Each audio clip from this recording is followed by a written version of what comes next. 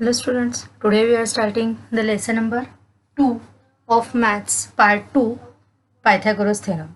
Okay, in that first of all only we have to study the Pythagoras theorem, the statement Pythagoras theorem, and then after the applications of the Pythagoras theorem. Okay, Pythagoras theorem, see here everyone, in a right angled triangle, in a right angle, Pythagoras मतलब की काय आहे, right angle आपल्या डोळ्यासमोर यायला पाहिजे. Right angled triangle, the square of the hypotenuse,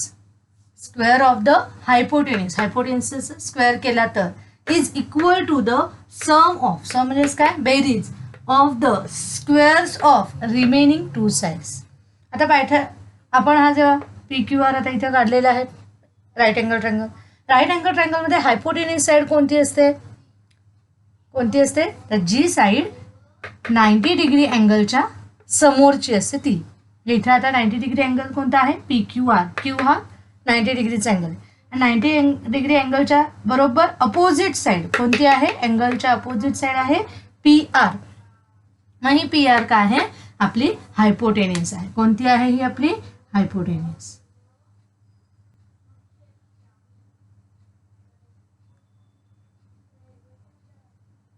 हायपोटेन्यूज. Okay, ही काय आहे, हायपोटेन्यूज आहे. आणि ह्या हायपोटेन्यूजचा स्क्वेअर हा कोणाच्या इक्वल असतो, PQ रिमेनिंग टू साइड्सचा जो स्क्वेअर असणार आहे त्याच्या इक्वल असतो. मग त्याप्रमाणे आपण काय लिहून घेतलंय, in triangle PQR we know the here the PQR angle PQR is measurement of angle PQR is 90 degree.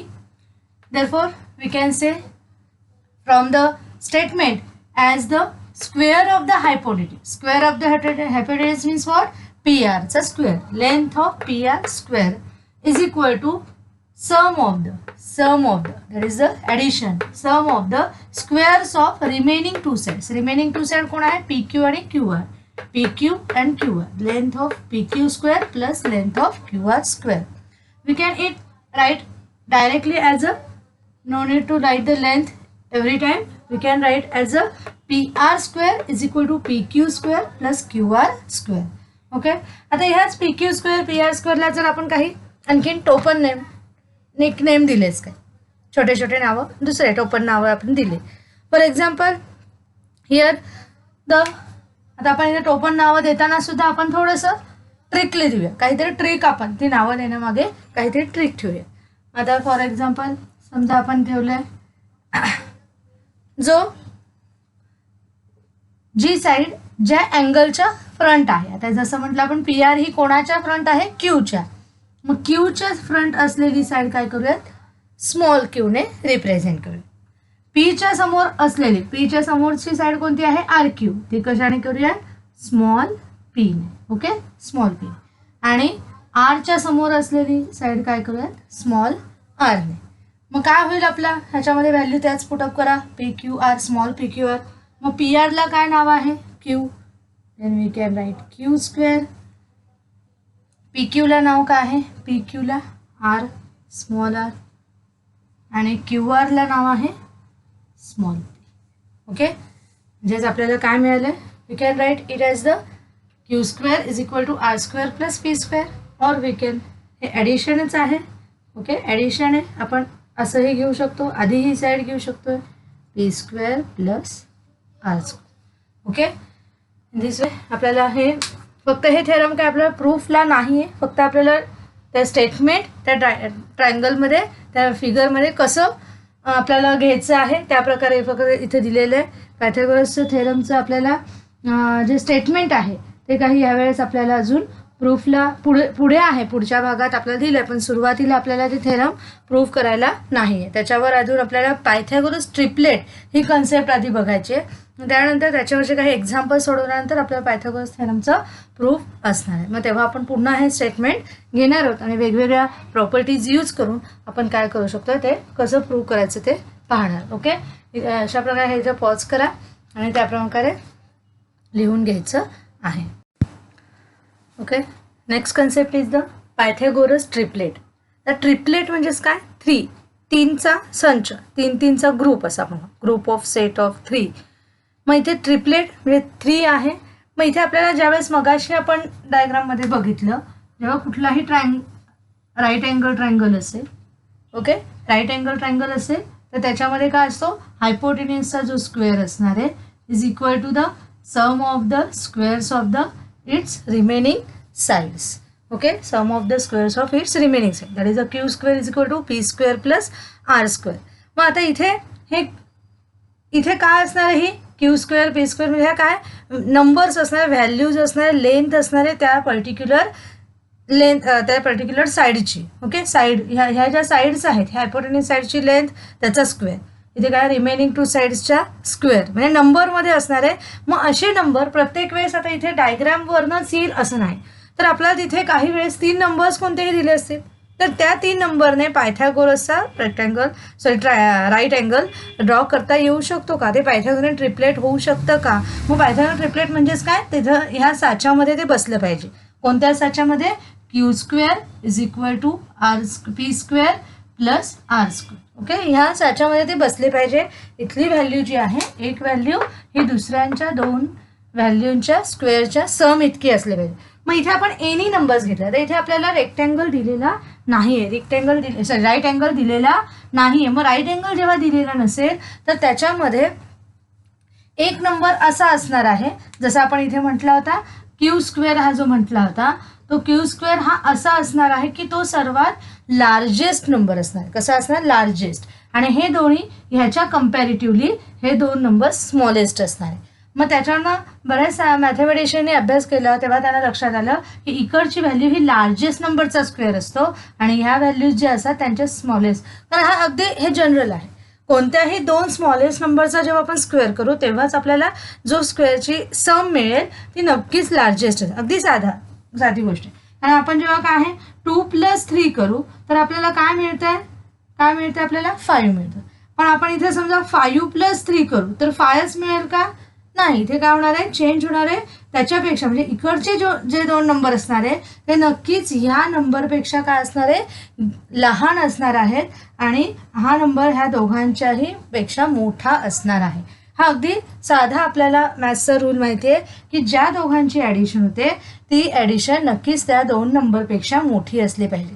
मग ह्याच रूलप्रमाणे आपल्याला दिसतं आहे पायथागोरन ट्रिपलेट त्यांनी स्टार्ट केलेलं आहे की जिथे आपल्याला आता आपण ट्रायंगलमध्ये अडकून नाही राहणार तर आपण इतर कुठल्याही ठिकाणी हे पायथागोरन ट्रिपलेट अप्लाय करू शकतो. मग काय असणार, इथे तुम्हाला नॅचरल नंबर्स दिलेले असतील की ज्या नंबर्समध्ये if the square of the largest number is equal to the sum of the squares of the remaining 2 numbers, then the triplet is called the Pythagorean triplet. अगदी तेच आपण आता बोललो की जो स्क्वेअर ऑफ द लार्जेस्ट नंबरचा square हा कोणाच्या इक्वल असणार आहे, तर sum of the square of the remaining 2 number इतका असेल तर ते पायथागोरियन ट्रिपलेटचे काय, ते पायथागोरियन ट्रिपलेट एक तयार करू शकतात, त्रिकोण एक ट्रिपलेट तयार करू शकतात. मग त्याच्यासाठी असे अनेक नंबर्स आहेत आपण बघायला गेलो तर. मग नेमके कोणते नंबर्स पायथागोरियन ट्रिपलेटमध्ये असतील तर त्यासाठी सुद्धा फॉर्म्युला आपल्याला दिलेला आहे, formula for the Pythagorean triplet. मग कोणतेही नंबर्स असतील, सपोज ABC हे 3 नॅचरल नंबर्स आहेत, पण त्याच्यामध्ये एक अट आहे, A is greater than B. त्याच्यामध्ये काय ग्रेट आहे, A is greater than B, then we can write that number in this form. These are the 3 numbers. जर आपण A आणि B चा A² + B² जो काही व्हॅल्यू करू तर तो एक नंबर असणार आहे. A² - B² केलं तर तिथे जे नंबर आहे तो दुसरा नंबर पायथागोरियन ट्रिपलेटमध्ये असेल आणि तिसरा नंबर 2 × A × B हे तिघांचं मल्टिप्लिकेशन करून जे काही व्हॅल्यू आहे that is the third number. मग कुठलाही घेऊयात, ABC 3 नंबर्स आपण आहेत म्हटलं तर आपल्याला काय मिळणार आहे बघा. आपण आता AB 3 नॅचरल नंबर आपण घेतलेले. आता मग आपण त्याच्यात कुठल्याही 2 व्हॅल्यू सपोज करूयात ABच्या की जेणेकरून आपल्याला काय मिळणार आहे, 3 ट्रिपलेट आपण फॉर्म करू शकतो. मग आता A हा नेहमी लार्जर पाहिजे Bचा, ही आपली पहिली कंडिशन. मग आपण 3 घेऊयात आणि 2 घेऊयात. ओके, 3 आणि 2 घेऊयात. 3 हा लार्जर आहे, Aची व्हॅल्यू 3 आणि Bची व्हॅल्यू 2 घेऊयात. बघूयात आपल्याला काय मिळतं. आता इथे ह्या फॉर्म्युल्यामध्ये पुटअप करायचं आहे. काय होईल, A² म्हणजेच काय, 3चा स्क्वेअर काय येईल 9 प्लस Bचा स्क्वेअर काय येईल 4. ओके, 9 + 4 किती होणार आहे, 9 + 4 सांगा बरं 13. ओके, सेकंड काय आहे ए स्क्वेअर मायनस बी स्क्वेअर. ए स्क्वेअर मायनस बी स्क्वेअर काय येतं बघा. एची व्हॅल्यू 3, एचा स्क्वेअर करायचं आहे 3, 9 minus 4, that is it comes as the 5. And 2ab 2 into a into b, हे 2 3 जा किती येईल बघा. ह्या तिघांचाही मल्टिप्लिकेशन 3 रे 6 6 रे 12 12. म्हणजे आपल्याला इथे काय मिळणार आहे. 2 इंटू 3 इंटू 2 केलं की आपल्याला काय मिळणार आहे 12 12. ओके 12 आपल्याला आहे. म्हणजे हे काय झालं आहे 13 5 आणि 12 हे काय झालं एक ट्रिपलेट. आपण पाहिजे तर अगदी टॅली करून बघूयात. कोणत्या फॉर्म्युल्यामध्ये पुटअप करूयात. Q square P square R स्क्वेअरमध्ये टाकूया. ह्याच्यातला आता क्यू स्क्वेअर हा काय असणार लार्जेस्ट नंबर. लार्जेस्ट नंबर कोणता आहे ह्याच्यामध्ये 13. 13चा स्क्वेअर किती येणार आहे 169. मग पी स्क्वेअर म्हणजे कोण आहे ह्याच्यातलं कुठलंही घ्या. मग पी स्क्वेअर आणि आर स्क्वेअर. मग 5चा स्क्वेअर किती येईल 25 आणि 12चा स्क्वेअर काय येणार आहे 140. बरोबर आहे. दोघांची बेरीज किती येते बघा 5 आणि 4 9 4 2 6 16. म्हणजे these are the two equal. Then we can say that these are the Pythagorean triplet. म्हणजे असंच आपण कोणतेही नंबर्स घेतले त्याच्यामध्ये फक्त दोन नंबर कोणतेही घेतले आपल्याला पायथागोरियन ट्रिपलेट शोधायचं असेल तर आपण कोणत्याही 2 व्हॅल्यूज अशा घ्यायच्या आहेत की ज्या एकमेकांपेक्षा एक ही दुसऱ्यापेक्षा मोठी असेल की ॲटोमॅटिकली आपण त्यांचं काय आहे पायथागोरियन ट्रिपलेट त्याच्यापासून करू शकतो शोधू शकतो. पण काही काही वेळेस उलटही विचारलं जातं की आहे जे हे आता असे 3 नंबर्स दिलेत तर हे पायथागोरियन ट्रिपलेटमध्ये आहेत का. तेव्हा मग आपल्याला अशा प्रकारे त्या व्हॅल्यूज ह्याच्यामध्ये पुटअप करून त्याचे स्क्वेअर्स काढून दोन्ही right hand side left hand side equal आणायला लागेल. इक्वल आली तर we can say that numbers are in the Pythagorean triplet. आणि जर ते इक्वल दोन्ही आले नाही तर काय म्हणणार that number are not from the Pythagorean triplet. अशा प्रकारे आपल्याला सोडवायचं आहे. आपण काही त्याच्याशी असलेले एक्झाम्पल्स बघूया. ओके. आणि त्याच्या आधी आपण थोडीशी 1-2 प्रॉपर्टीज आपण बघणार आहोत आणि सिमिलॅरिटी आधी आपण ह्याचेच काही एक्झाम्पल्स बघूयात आणि मग आपण पुढे प्रॉपर्टीकडे जाऊया. Okay okay. Let us take one आपण एक्झाम्पल प्रॅक्टिस सेट 2.1 मधलंच आपण क्वेश्चन नंबर 1 घेतलेला आहे इथे. Identify which of the following are the Pythagorean triplets. त्यातलं आपण पहिलंच राईट डाऊन करून घेतलेलं आहे 3 5 4. आता आपण बघूया विथ रिझन आपल्याला हे सोडवायचं आहे. विथ रिझन सोडवताना आपल्याला काय करायचं आहे लार्जेस्ट नंबर ह्याच्यातला गिव्हन नंबर्समधला लार्जेस्ट नंबर शोधायचा. मग कोणता आहे लार्जेस्ट नंबर सांगा 3 5 4 मध्ये. अगदी सोपा आहे 5 इज द लार्जेस्ट नंबर. मग आधी आपल्याला काय करायचं आहे 5चा स्क्वेअर करायचा आहे. That is the it comes as 5 square as a 25. Okay 25. आणि तसंच आपल्याला काय करायचं आहे 3चा स्क्वेअर काय येईल 3 3 जा 9 आणि 4चा स्क्वेअर किती येणार आहे 60. आपण आता टॅली करून बघूयात. हे स्मॉलेस्ट जे 2 आहे त्यांची ॲडिशन करूयात. 9 + 16 is equal to 25. Okay. Then we get as the आपण रिझन लिहिणार आहोत the square of the largest number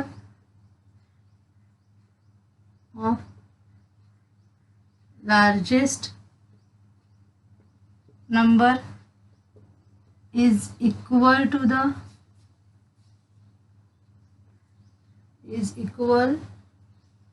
to the sum of squares of 2 numbers remaining 2 numbers. 2 numbers. Okay, therefore we can write therefore here कोणते आहेत 3 4 3 5 4 is a Pythagorean triplet. जे आपल्याला आहे क्वेश्चनमध्ये identify करताना आपल्याला ह्या प्रकारे सॉल्व करायचं. आणि जेव्हा सांगितलं असेल त्यांनी फॉर्म द ट्रिपलेट्स, तेव्हा आपल्याला कोणता फॉर्म्युला यूज करावा लागेल?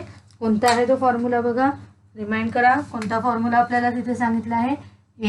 ए स्क्वेअर प्लस बी स्क्वेअर, दुसरा नंबर असणार आहे ए स्क्वेअर मायनस बी स्क्वेअर, आणि तिसरा असणार आहे 2ab. जेव्हा आपल्याला फॉर्म करायचे पायथागोरन ट्रिपलेट, ए आणि बी नंबर दिलेत नुसते आणि फॉर्म करायचा आहे, तर आपल्याला असे करता येते. आणि जर आपल्याला काय आहे दिलेलं आहे ट्रिपलेट, ते ट्रिपलेट पायथागोरन ट्रिपलेट आहे की नाही, तेव्हा आपल्याला आधी तिघांचे स्क्वेअर काढून घ्यायचे, त्याच्यातला लार्जेस्टचा स्क्वेअर आणि अदर 2 स्मॉलेस्ट नंबरचा स्क्वेअर, हे जर इक्वल येत असतील तर काय होणार? ते पायथागोरन ट्रिपलेट होणार. आता एखादं आपण घेऊयात जे पायथागोरन ट्रिपलेट नसेल, असं आपण एखादं एक्झाम्पल बघूयात आपण. त्याच्यामध्ये कोणतं घेता येईल? आपण घेऊ शकतोय, दिलेले आहेत एक्झाम्पल्स, त्याच्यामध्ये आपण बघूयात कोणतं एक्झाम्पल की जे आपल्याला पायथागोरन ट्रिपलेटमध्ये नाही बसवता येते.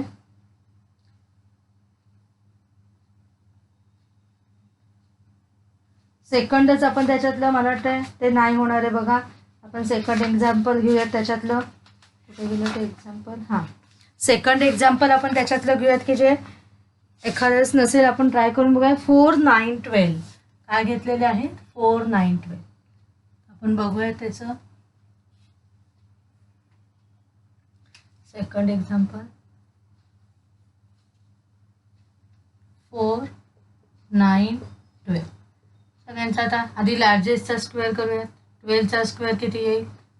144. यासाठी तुम्हाला पाढेपाठ जर येत नसेल पटकन तर पाठांतर करणं आवश्यक आहे. सगळे स्क्वेअर्स शक्यतो तुम्हाला लिहून काढून पाठ करायचे, एखादा चार्ट करा आणि तर ते सारखं डोळ्यासमोर ठेवा. दुसऱ्यांचे स्क्वेअर बघूया. 4चा स्क्वेअर काय येणार आहे? 16 आणि दुसरा नंबर आहे 9चा स्क्वेअर 81. आता आपण हा मोठी आहे ती बाजूला ठेवा. 16 + 81 किती होत आहेत पहा. 6 + 1 7 आणि 8 + 1 9, 97 येते. म्हणजे इथे काय आहे? 144 इज नॉट इक्वल टू 97. लक्षात आहे? म्हणजे इथे काय आहे? स्क्वेअर ऑफ द, और वी कॅन से काय आहे? 12 square is not equal to the 4 square plus 9 square. Okay, is not equal to असं आपण लिहू शकतो. और we can write in the word also the square of the largest number is not equal to, काय इथे change करायला लागेल? is not equal to the sum of the squares of the remaining 2 numbers. then the काय दिलंय? 4, 9, 12 is not a Pythagorean triplet. आता जे नसणार आहेत त्यांच्यासाठी आपल्याला अशा साच्यामध्ये आधी ते लिहून घ्यायचं आहे आणि मग आपल्याला काय आहे त्या पायथागोरन ट्रिपलेट नाही आहे हे शो करू शकतो आपण. आणि असल्यावर काय लिहायचं हे तुम्हाला दाखवलेलं आहे. अशा प्रकारे बाकीचे उरलेले तुम्हाला प्रॅक्टिस म्हणून सॉल्व करायचे आहेत. क्वेश्चन नंबर 1मध्ये प्रॅक्टिस आहे 2.1मध्ये. क्वेश्चन नंबर 1मध्ये आपल्याला एकूण 6 एक्झाम्पल्स दिले. त्याच्यापेक्षा मी पहिले 2, एक आहे असणाऱ्याचं आणि दुसरं नसणाऱ्याचं, असं दोन्ही पण सॉल्व करून दाखवलेले आहेत. बाकीचे जे उरलेले जे 4 आहेत ते तुम्हाला प्रॅक्टिस म्हणून घरी सॉल्व करायचे. आणखीन तुम्ही नवीनसुद्धा बनवू शकता त्या फॉर्म्युल्याच्या आधारे आणि त्या तुम्ही टॅली करून बघू शकता. ओके, अशा प्रकारे आपल्याला सोडवायचं होतं.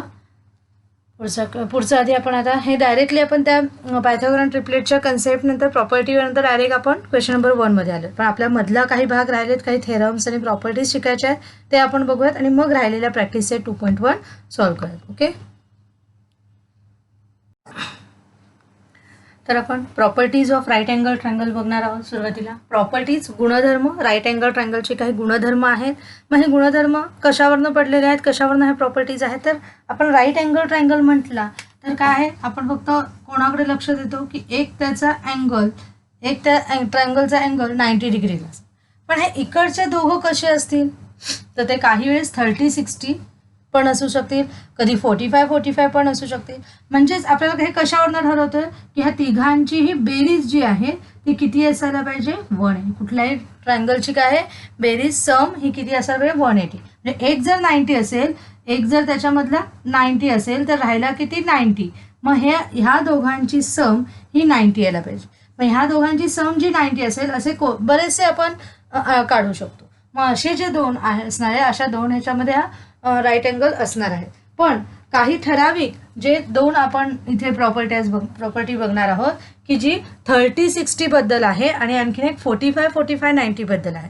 45-45 पण काय होतं 90 येतं आणि हा एक 90 म्हणजे 180चा तो ट्रायंगल तयार होतो. मग ह्या दोघांच्या अशा विशिष्ट अशा काही प्रॉपर्टी मुद्दाम की ज्या बऱ्याच ठिकाणी ॲप्लिकेबल होऊ शकतात. म्हणून आपण ह्यांच्या प्रॉपर्टीज आपल्याला जास्तीत जास्त आणि पुढे बऱ्याचशा थेरममध्ये ह्यांचं ॲप्लिकेशन करायचं आहे, वेगवेगळ्या एक्झाम्पल्समध्ये ॲप्लिकेशन करायचं आहे. म्हणून आपण हे सेपरेटली शिकत आहोत. मग पहिली प्रॉपर्टी आहे property of the 30-60-90 triangle.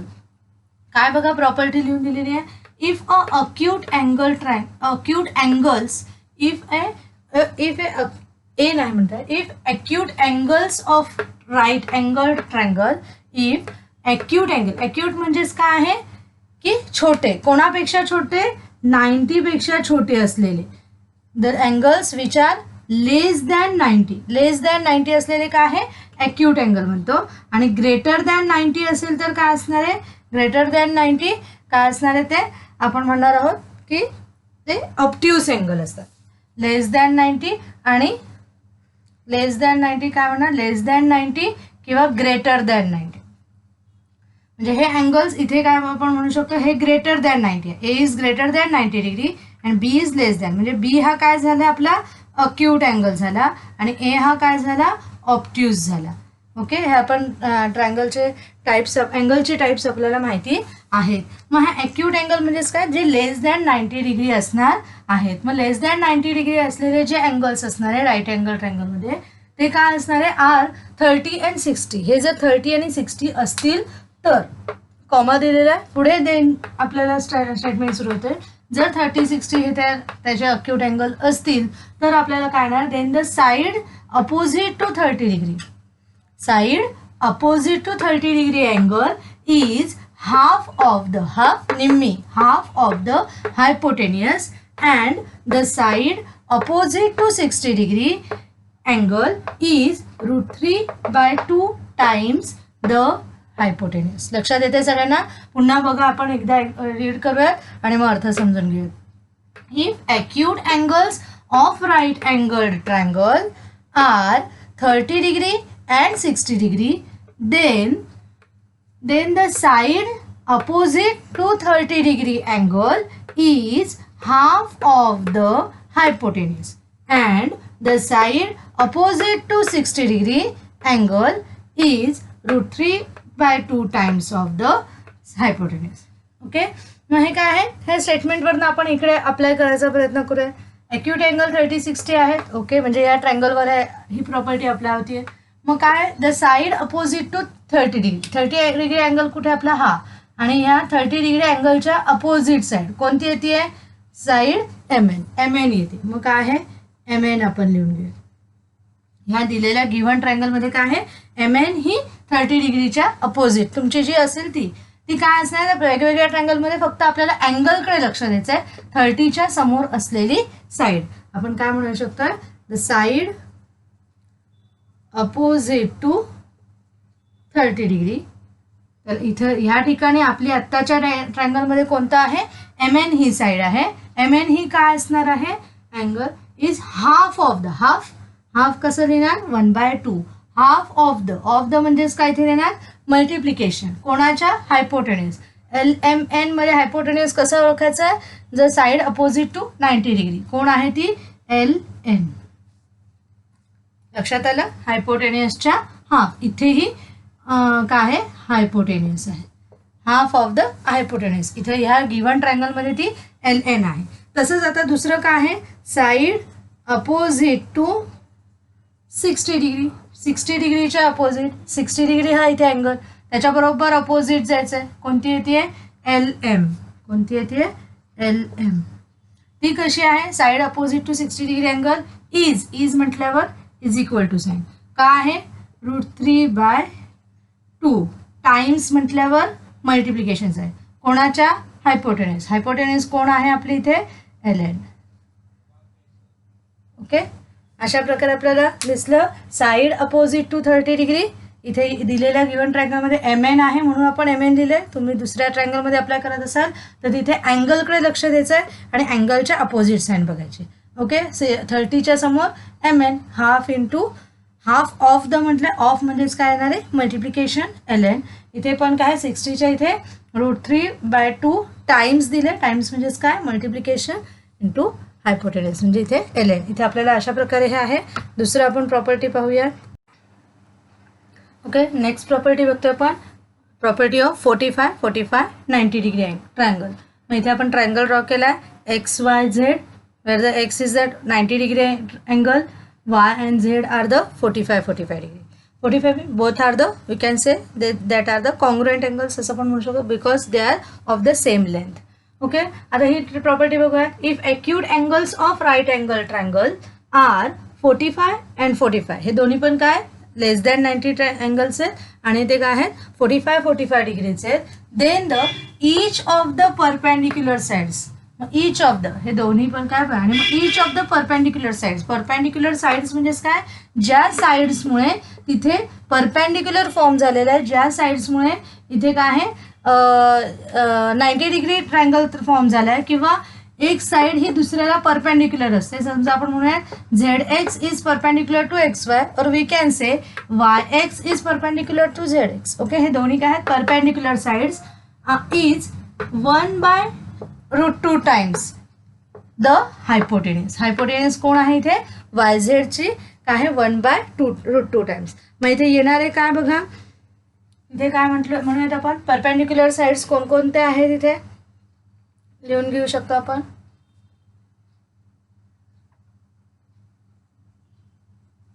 Perpendicular sides कोणकोणत्या तिथे परपेंडिक्युलर साइड्सची नावं XZ किंवा आपण म्हणू शकतोय XY. हे काय आहे इज म्हटल्यावर is equal to the 1/√2 times म्हटल्यावर मल्टिप्लिकेशन द हायपोटेनियस कोण आहे इथे ZY किंवा YZ. ही काय आहे हायपोटेनियस. ओके, हायपोटेनियस आहे. मग काय आहे हायपोटेनियस काय आहे YZ. या हायपोटेनियसने हायपोटेनियसच्या काय आहे ती 1/√2 टाइम्स. मग इथे XZ सुद्धा काय असणार आहे 1/√2 ऑफ YZ और we can say XY also 1/√2 times of YZ. Both are the काय म्हणणार आपण both are the congruent sides असंही आपण म्हणणार, कारण कॉन्ग्रुएंट अँगलच्या अपोजिट साइड सुद्धा काय असतात कॉन्ग्रुएंट असतात. असंही थेरम आपलं झालेलं आहे किंवा आपल्याला पुढे असणारच आहे. अशा प्रकारचं आपल्याला हे प्रॉपर्टी 45 डिग्री 90 डिग्रीचा ट्रायंगलची असणार आहे. अशा प्रकारे तुम्ही लिहून घ्यायचे पॉज करून. पुढे आपण पुढचे थेरम बघूया सिमिलॅरिटी अँड राईट अँगल.